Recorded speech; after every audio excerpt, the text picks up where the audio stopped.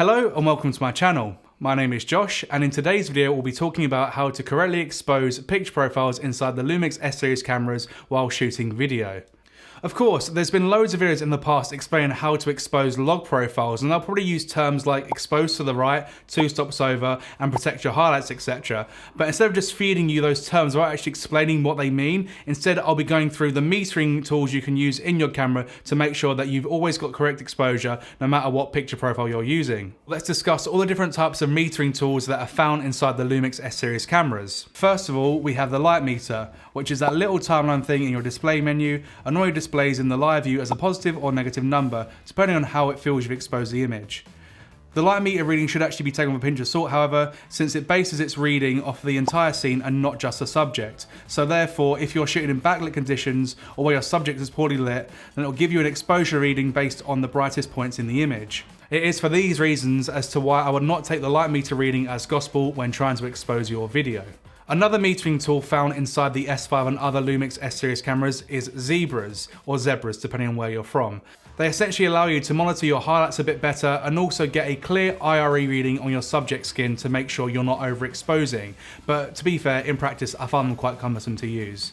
To briefly explain how zebras work in the S5 however, there are 2 different types of zebra patterns you can use based on the IRE that you set them to. If you're unfamiliar with what IRE is, it is a scale created by the Institute of Radio Engineers whereby 0 is completely crushed darkness with no detail and 100 is completely clipped and white with no detail. As a general rule of thumb, we want to keep our skin tones landing somewhere between 50 and 75 IRE, so therefore you can set your zebras accordingly so that they'll appear once any part of your subject's skin starts to creep past that 75 IRE mark, and therefore will allow you to scientifically dial in your exposure more accurately.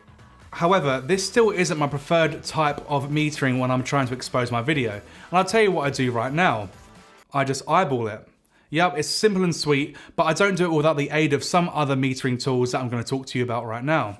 And those tools are the Waveform and the LUT View assist when I'm shooting in either log profiles or HLG profiles. Let me explain to you exactly how these things work. So the waveform is essentially a graph that displays the exposure of every part of your image. The graph goes from 0 to 100 IRE, so therefore what I was talking about earlier with the zebras isn't completely out of the window. The nice thing with waveforms is that it displays a shadowy line drawing based exactly on what the image is doing, so therefore if you wave, you'll see yourself waving in the waveform.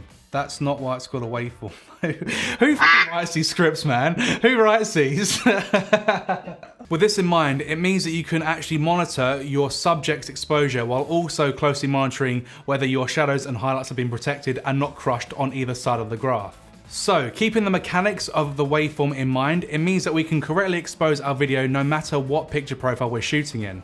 As you can see here, the waveform looks totally different when I switch from SanDisk D to Vlog, showing that this tool will give you an accurate exposure reading as a direct correlation to what picture profile you're using. That means that when I'm shooting in either Vlog, SanDisk D or Natural for example, I'll look at the waveform and then I can expose my image accordingly based on what I'm seeing there. As I mentioned earlier, I do also regularly use the LUT View assist tool when I'm using either Vlog or HLG color profiles. I have this mapped to the right D-pad button on my S5 so that I can toggle on the LUT View Assist from on to off when I am shooting in Vlog. If you're unsure of what the LUT View Assist feature does, it essentially allows you to choose a LUT to display on your LCD while you're shooting, and therefore better tell where your exposure will be sitting after you've converted the footage to a Rec. 709 color space. Please keep in mind, however, that your camera will still shoot in Vlog or HLG, and that LUT file will not actually be baked into your video file, it just displays it on the LCD when you're recording. You can load your own LUTs onto the Panasonic S series lineup of cameras, and therefore display the actual Rec. 709 conversion LUT that you'll be using in the edit,